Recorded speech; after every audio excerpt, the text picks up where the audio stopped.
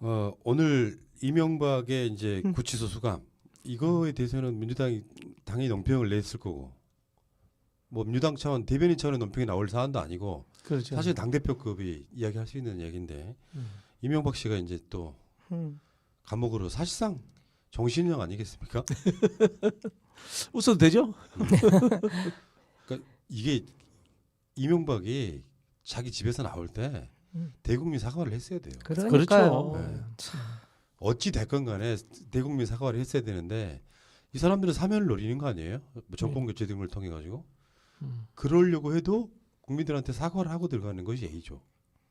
아니 지금 뭐 형량이 그 왜 이렇게 판결이 난 순간부터 지금까지 단 한 번도 그런 쪽 내용도 없었을 뿐더러 그 떨어진 형량에 대해서 반감을 계속 표출했잖아요. 이건 뭐 말이 안 되는 판결이더라 이렇게 변호사를 통해서 얘기했고 재심을 하겠다 뭐 이런 얘기를 하고 있는데 사면이란 말이 나오는 것 자체가 순서가 안 맞죠, 그죠?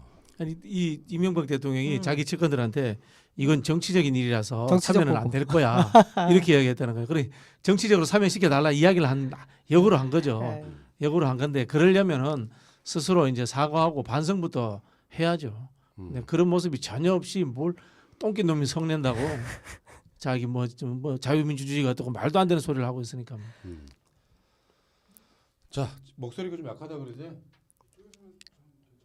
아니 내 목소리나 목소리 좀 다 올려줘 봐봐. 좀 획기적으로 올려줘 봐. 아까만 써. 아끼지 말고 써. 보니까 더 웃기는 건 예. 국민의힘에서도 이명박 대통령한테 관심이 없어요. 뭐 그렇죠. 그러니까 태극기 부대가 이명박 대통령하고 관계 있는 것도 아니고 그러니까 뭐 애달게 이 사람을 뭐 어떻게 논평을 내서 보호를 해야 되겠다라든가 그런 생각이 별로 없다고 하더라고요. 이야기를 들으니까 자기 혼자 탄압받을 때 아무도 탄압한 적이 없는데. 참 많이 안 베푸셨다는 티가 나는 것 그래. 같아요. 예. 그러니까 이명박 입장에서는 뭐 자기는 억울하다 할 텐데 아니 세상에 이런 재판이 어디 있습니까? 저 재산은 내게 아니에요. 검찰은 저게 당신 거예요. 세상에 희대의 재판인 거 아니에요. 그러니까요. 아니 법이 인정해줬잖아. 다시 네 거라고. 그럼 고마워해야지. 참 자 조국 장관이 페북에 이런 말을 썼더라고요. 공수처가 있었다면 취임 전에 기소됐을 것이다. 사실 그렇지 않습니까? 네. 네. 이명박이 당선되기 전에 검찰이나 특검 이런 사람들이 다 면죄부를 줘버림으로써 대한민국의 불행이 시작된 겁니다. 그렇죠. 희대의 악마가 5년 동안이나 대한민국의 대통령을 했다는 사실. 그리고 역사가 13년이나 지나서 지금 형을 확정해서 감옥에 들어가게 만드는 것 자체. 그게 불행인 거죠. 그러니까 저는 이 여러 군데서 얘기하잖아요. 13년 전 그 왜 2007년도 한나라당 새누리당이었나 한나라당의 그 경선이 드디어 이제 진짜 마감을 했다.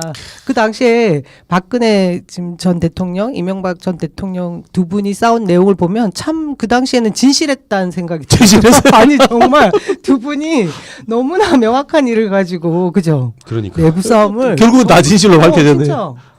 아유, 이걸 보면 역사라는 게 가정할 수는 없지만 좀 전에 말씀하신 대로 우리 조국 장관님께서 얘기하신 것처럼 그 대통령 MB가 되지 않았고 그러면 또 박근혜 전 대통령 그 당시에 다 이게 사실대로 불거지는 상황에 다 맞게 뭔가가 드러났으면 이후에 또 대통령 됐겠습니까?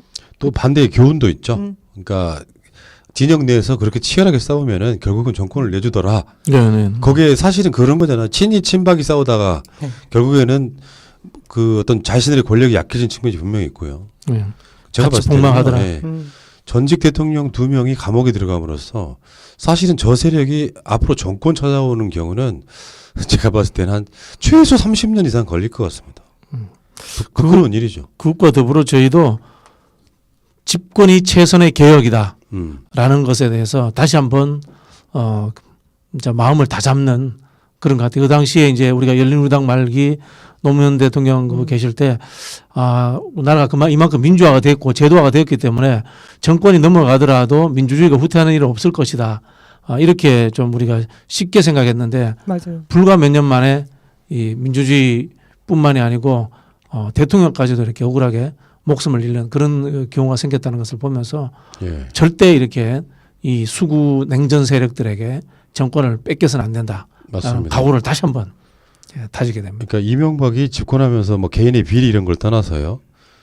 우리 일상적인 대한민국의 개혁이 뒤로 막 한 발짝 두 발짝 물러섰거든요. Anything but 노무현 해가지고 노무현 대통령이 추진했던 건 대부분 다 없던 걸로 하고. 그렇죠. 네. 사실은 역사가 중단되는 건데 네.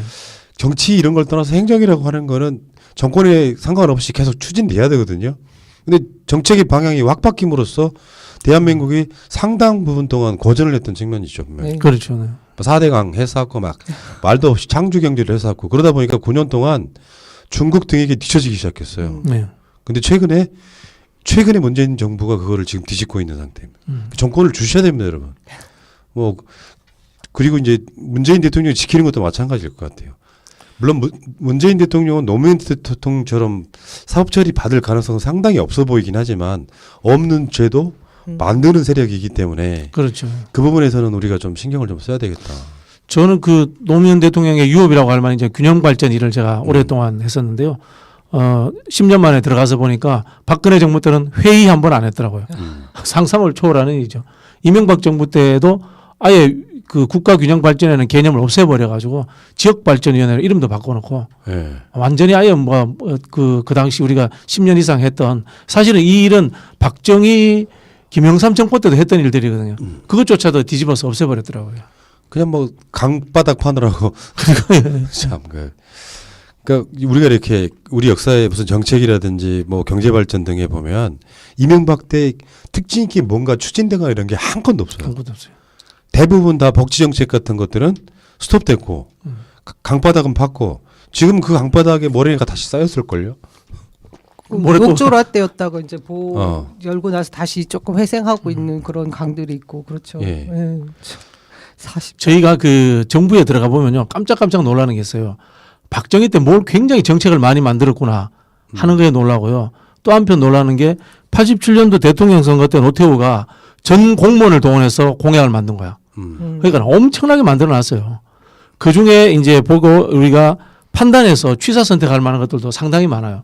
근데 이명박 때는 이런 거조차도 아예 다 단절을 시켜버린 거예요. 그 희한한 악마라니까요. 희한한 사람, 희한한 희한한 사람. 악마예요. 예. 자, 근데 그 과정에서 다시 회자되는 인물이 하나 있죠. 정봉주 의원.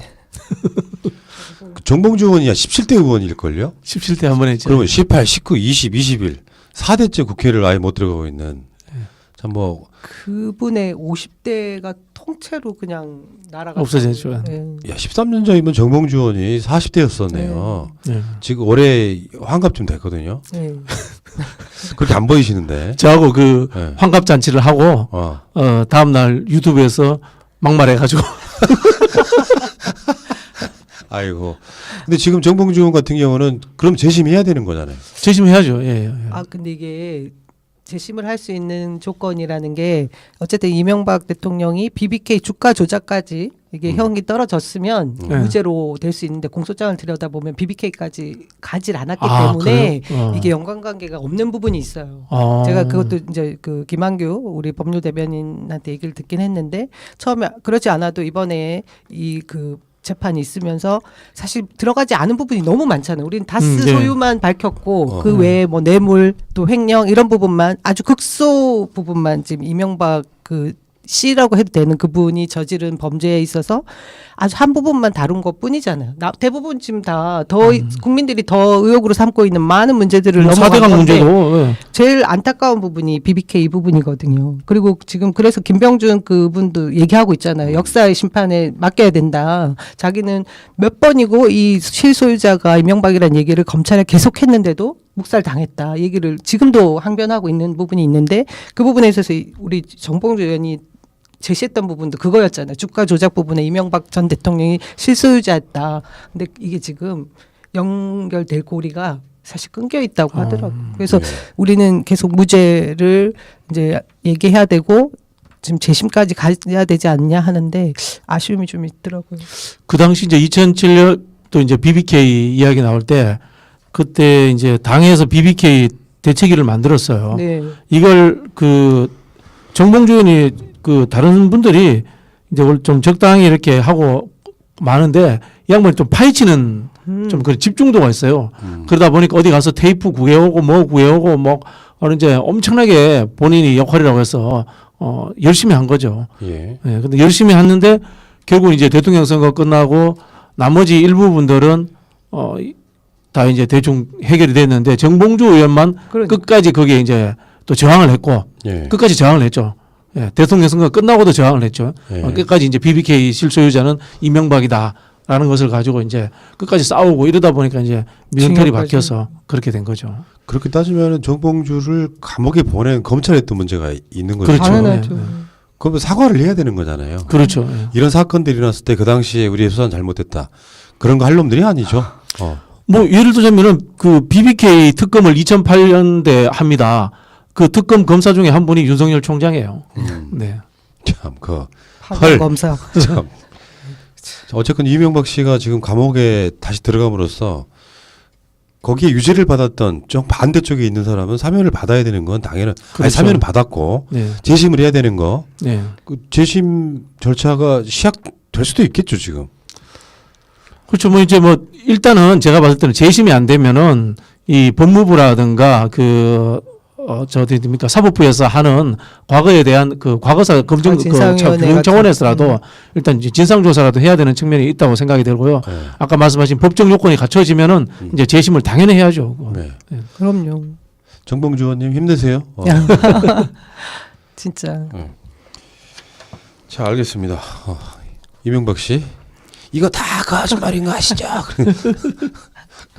참 이거 다 거짓말인 거 아시죠? 이게 박근혜랑 경선할 때 위에 올라가서 했던 말인데 우리가 제기한 의혹이 아니고 박근혜 쪽이 제기한 의혹에 대해서 이거 다 거짓말인 걸 아시죠? 뭐 BBK가 어떻다고요? 도곡땅땅 뭐 그 실수에 좀 뭐 얘기하고 그럴 때. 뻔뻔하신 분 아직도 인정하지 않지 않습니까? 인정하지 않고. 그러면서 대한민국 검찰이 정치 보복용으로 다수 주인이 아닌데 나를 다수 주인이라고 한다.